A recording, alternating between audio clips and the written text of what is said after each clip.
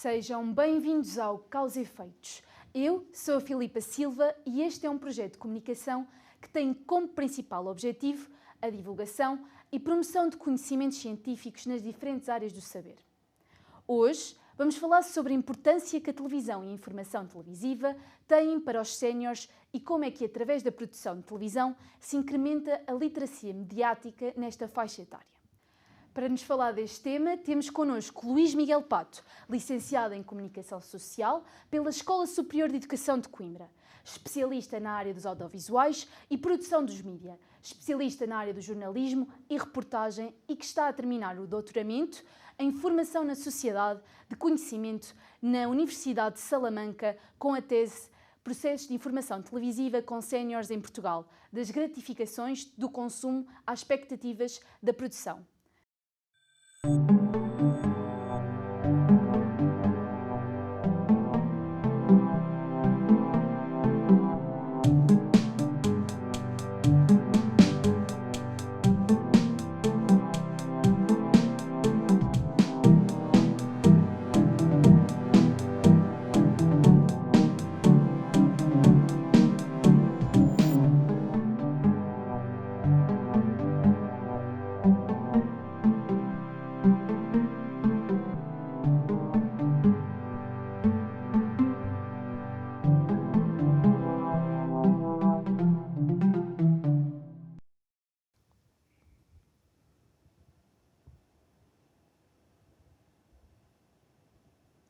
Professor Luís, muito obrigada por ter aceito o nosso convite. Começo por perguntar como se caracteriza em Portugal o consumo de televisão por parte dos idosos. Antes de lhe responder à questão, antes de mais, muito boa tarde e obrigado eu por me terem convidado para estar cá. Em relação à pergunta que me faz, a resposta é muito simples, quer dizer, a televisão, historicamente, dos meios de massa, olhando nessa perspectiva, é o meio que mais sucesso teve perante a população. Olhando para o caso concreto dos idosos, caracteriza-se da seguinte forma, ou seja, tem uma perspectiva e um papel funcional na sua vida. Ou seja, eles usam a televisão não só numa perspectiva ritualística, mas também instrumental, ou seja, usam a televisão para várias funções, para poder fazer-lhe, por exemplo, companhia, porque um dos problemas dos idosos é, essencialmente, as questões relacionadas com a solidão. É um problema grave que acontece com essa faixa etária e, de facto, a televisão serve um propósito, por exemplo, de fazer companhia. Serve também, olhando para a questão dos conteúdos, serve também para os educar, serve também para os formar, serve também para os divertir, serve também para os entreter e serve também como uma ferramenta para poder mitigar algumas limitações físicas que caracterizam a sua vida, não é? À medida que nós vamos ficando mais velhos, naturalmente vamos também perdendo algumas competências e tendo algumas limitações, faz parte do processo natural da vida. E a televisão tem um papel fundamental nesse sentido, sendo um meio social que é. No entanto, dos primeiros estudos, pegando aqui numa perspectiva de usos e gratificações, dos primeiros estudos que existem atualmente dentro da esteira da ecologia digital, onde a televisão está, não é? Hoje somos uma sociedade dos ecrãs, não é? A televisão não é um meio social, a lareira catódica, isso já terminou, embora os idosos ainda sejam a franja da população que mais consome televisão da forma dita tradicional, mas de facto, inicialmente quando se começou a estudar o meio televisivo e o impacto que tinha nestas faixas etárias, começou-se a aferir que de facto servia também como um processo de socialização, ou seja, dava-lhe assunto para poder conversar com os colegas, para se reunir com a família, para estar com os amigos, e hoje em dia não, cada vez mais verifica-se que de facto a televisão representa mais um papel instrumental na vida deles, com propósitos muito objetivos em termos de consumo, mas não tanto para cumprir necessidades de socialização que inicialmente os primeiros estudos demonstravam. Quais são, na sua perspectiva, os efeitos positivos e negativos no consumo de conteúdos televisivos por parte dos idosos? Isto é, a TV melhora a qualidade da vida destes ou não? Temos que olhar para isto em duas perspectivas. Por um lado, se formos pela esteira do hedonismo, isto é, do resultado rápido, sim, acaba por melhorar. Agora, se formos por uma perspectiva mais prolongada no tempo, aí já é um bocadinho mais discutível. É assim, a televisão, obviamente, pegando aqui naquilo que respondi há pouco, obviamente que melhora algumas perspectivas da vida dos idosos, nomeadamente no que concerne à questão do acesso à informação, do acesso aos conteúdos, de ser uma companhia, por exemplo, mas olhando para a perspectiva da saúde também causa grandes problemas.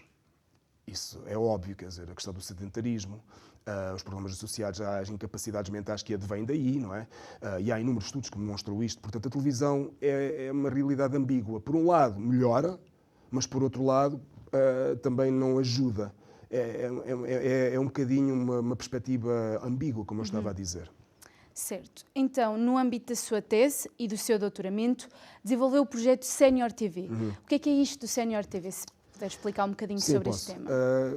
No âmbito, assim, para falar da Sénior TV, tenho que falar de um outro projeto que eu tive antes, que foi aqui na Escola Superior de Educação de Coimbra, através da Humanos, da Escola Sénior, que criei aqui um projeto que era o canal IH Sénior, e foi aqui neste espaço que se fizeram alguns trabalhos, e que foi basicamente o seguinte: foi pegar num grupo de alunos, uma turma, e criamos uma pequena microprodutora de televisão. Ou seja, basicamente o que é que eu fiz? Ao longo de 2 anos, com uma turma de aproximadamente 8, 9, era muito flutuante, 8 ou 9 alunos com mais de 65 anos, todos. Basicamente criamos uma produtora de televisão, produtora muito centralizada na produção de conteúdos informativos. E, fundamentalmente, o que é que nós fizemos na altura? Fizemos entrevistas. Se forem ao YouTube, encontram-nos rapidamente. Faziam o trabalho todo, pré-produção, produção e pós-produção. E, de facto, poder-se-á dizer que foi um tubo de ensaio para o que aconteceu posteriormente com a Sénior TV. A Sénior TV aconteceu em Leiria, porque eu tive a oportunidade e o prazer de ter ido dar aulas como professor adjunto convidado para a Escola Superior de Educação e Ciências Sociais no Politécnico de Leiria, no curso de Comunicação e Mídia. E estando lá, vi uma oportunidade de aproveitar para pegar nessas ferramentas que eu tinha desenvolvido aqui com esses alunos e nessa experiência e tentar desenvolver algo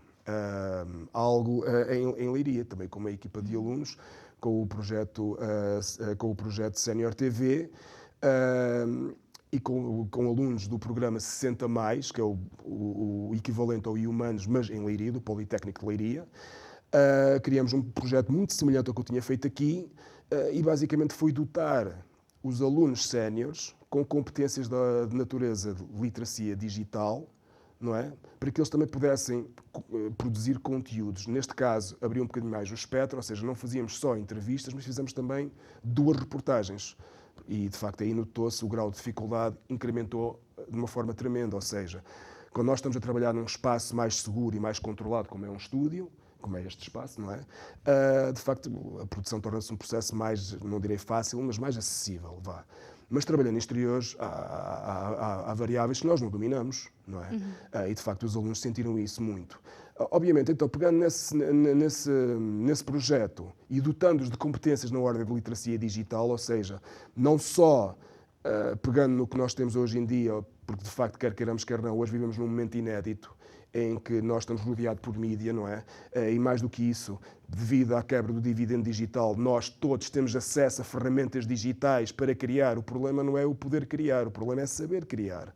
Exatamente. E nesse sentido cabe-nos a nós, que estamos mais num campo da pedagogia, de formar, neste caso, alunos, para poderem eles próprios criar conteúdos. Mas para poder fazer isso, para poder partir para esse pressuposto mais empírico da literacia digital, tive que partir de uma outra realidade, que foi a literacia mediática, isto é, eles perceberem os média. Não é? Eles perceberem os média, compreenderem como é que eles são produzidos, para depois, claro está, pegando no que advém das competências digitais, para poderem criar de uma forma crítica, de uma forma pensada, de uma forma objetiva e cumprindo, claro está, com os desidratos que compõem. Eles não eram jornalistas, longe disso, mas sabiam até onde é que podiam ir, sabiam que havia um código, neste caso, que norteava o exercício das funções deles. Não é? Havia um código ético e deontológico que eles tinham que cumprir a fazer o seu trabalho. Isso também foram, de facto, elementos que foram fornecidos aos alunos, ou seja, partimos de uma perspectiva de literacia mediática, passando por uma questão de literacia digital, e depois, que lá está, conseguimos materializar esses saberes, isto ao longo de um ano e meio. Esses saberes em trabalhos feitos pré-produzidos, produzidos e pós-produzidos. Aí foi de facto uma luta conseguir fazer com que alunos daquela faixa etária conseguissem editar conteúdos. Tiveram muitas dificuldades, mas conseguimos fazer isso. Mas de facto a Sénior TV foi exatamente isso, foi criado e depois no âmbito desse projeto o doutoramento surgiu com naturalidade.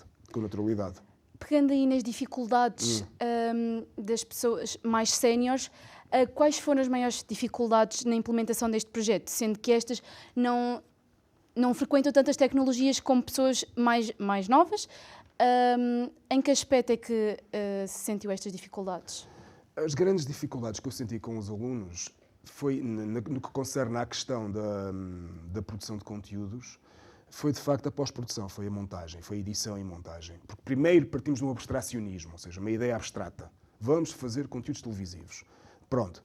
Mas depois a concretização é que eu notei algumas dificuldades. O saber usar a ferramenta de edição, o conseguir criar o conteúdo, mas depois, à medida que as coisas foram andando, de facto, verificou-se que, obviamente, iam adquirindo essas competências. Claro está, depois tínhamos que às vezes repetir algumas coisas, mas é normal. Mas iam adquirindo, mas é histórico. Quer dizer, embora obviamente, já há um pouco uma quebra do dividendo digital no que concerne às faixas etárias mais idosas. Ou seja, já não são aquela ideia do iletrado idoso que não consegue mexer com tecnologia. Tem dificuldades. Porque vamos ser objetivos, quer dizer, rara é a pessoa com mais de 65 anos que não tenha um smartphone. Sim. Portanto, o que lhe poderá faltar ali são competências base para poder utilizar aquele conteúdo como uma forma ou como uma ferramenta para se poder expressar, seja neste caso através de conteúdos informativos, chamemos-lhe assim, um bocado de presunção minha, peço desculpa, mas também através de conteúdos criativos. E quer queiramos, quer não, num país, e depois há uma outra questão que é importante, num país semi-periférico como Portugal, muito matriarcal e patriarcal, em que os idosos têm um papel quase central na sociedade, não é? É muito importante um idoso saber ter competências na área da literacia mediática, porque isso irá passar, obviamente, de uma forma intergeracional, por exemplo, aos seus netos. Ensiná-los a consumir informação. E numa era em que nós estamos no âmbito da desordem informativa, é essencial. E mais, e os idosos também são uma das grandes vítimas da desordem informativa, ou das fake news, como gostam de chamar. Eles são, de facto, às vezes consomem conteúdos, nem sequer sabem que a fonte não é oficial, não é uma fonte fidedigna e tem muitas dificuldades. Portanto, este projeto ajudou-os em vários campos. Como é que o desenvolvimento destas capacidades pode contribuir, então, para um envelhecimento ativo? Já explicou que este projeto teve um impacto positivo, as pessoas desenvolveram diversas competências. Como é que isto promoveu no envelhecimento ativo? As pessoas sentem-se úteis?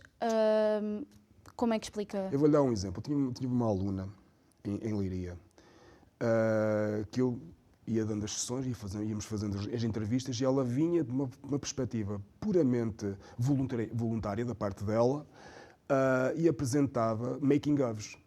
Porque ia para casa, explorava ferramentas, descarregava ferramentas para o computador dela. Às vezes o computador era algo limitado em termos de competências e de potencialidade e não conseguia sequer correr a ferramenta. Muitas vezes tive que eu estar a ir lá, apagar a ferramenta novamente e a dizer não instala esta ferramenta, instala aquela.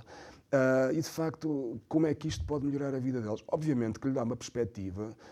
No que concerne à questão da pergunta que me faz, obviamente que vai-lhe dar um papel, um significado, ou ajuda a promover um significado do investimento ativo. É óbvio que sim, porque o investimento ativo, para além da perspectiva, por exemplo, física, há também a perspectiva intelectual. E essa é mais duradoura também, essa é uma perspectiva até bastante duradoura, a questão do desenvolvimento intelectual.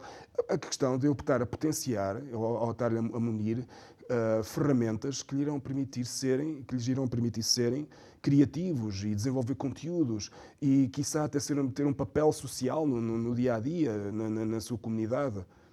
Poderá auxiliar nesse sentido. Ou seja, eu pessoalmente considero que poderá ser uma ferramenta que irá não só promover um envelhecimento ativo, mas, consequentemente, um bem-estar a esses idosos. Que impactos é que este projeto tiveram na vida dos integrantes da equipa? Não só os séniores, mas também os profissionais que acompanharam este projeto? Os profissionais fui eu. Pronto, Os o profissionais profissional, foram peço eu. Ou desculpa. seja, o impacto que vai ter vai resultar na minha tese de doutoramento, espero eu. Sendo objetivo na minha resposta, não estou a brincar. Não, é assim, trabalhar com estes alunos é uma honra. Vou ser sincero, é mesmo uma honra. Há uma diferença, não são melhores nem piores que alunos de licenciatura. Já dou aula desde 2005, já são muitos anos, no ensino superior, ora full-time, ora em part-time. São alunos diferentes, ou seja, no caso da licenciatura, obviamente que há alunos fantásticos, e há, ao longo dos anos tem tido sempre o prazer de ter alunos fantásticos, mas os alunos, por exemplo, deste tipo de projetos, das escolas, das universidades séniores, deste tipo de projetos são diferentes. E diferentes porquê? Porque eles estão aqui porque querem. Okay. É diferente. Há muitos alunos que vêm para o ensino superior, se calhar não querem estar naquele curso, se calhar estão a fazer a vontade a alguém. Pronto, há de tudo, não é? Neste caso, o objetivo não há nada que os obrigue a estar ali. Eles estão ali porque querem aprender e querem saber qual foi o grande impacto. Ora bem, eu após ter concluído o projeto Sénior TV, fiz entrevistas à equipa para poder incluir dentro da minha tese de doutoramento e todos eles, praticamente todos, a equipa eram 7 pessoas em Leiria. Todos eles já tinham alguma experiência, um tinha feito casamentos, outro tinha um primo que trabalhava em Lisboa na televisão, uma tinha sido figurante em programas de entretenimento, ou seja, alguns tinham já alguma experiência e todos tinham uma ideia de como se fazia, ou seja, lá está, veio sublinhar aqui mais uma vez aquilo que eu dizia, ou seja, nós vivemos realmente num momento inédito, que há uma grande proximidade das pessoas, do consumidor, em vez de ser aquela verticalidade que havia de distanciamento quase inalcançável entre o espectador e o conteúdo, hoje não. Há uma maior proximidade. E isto é intergeracional, ou seja, não é só nos mais novos, mas é também nos mais velhos. Eles começam também já a ter uma noção das dinâmicas de criação. Eles tinham uma noção, tinham uma ideia. Agora, qual foi a grande mais-valia? Por um lado, a confirmação de algumas suspeitas ou de algumas ideias que eles já tinham predispostas. Essa foi uma das grandes conclusões que eu retirei. A outra foi fundamentalmente o quê? Foi fundamentalmente o facto de ajudá-los no que concerne à questão dos níveis de literacia, ajudá-los a consumir melhor, a ser melhores consumidores.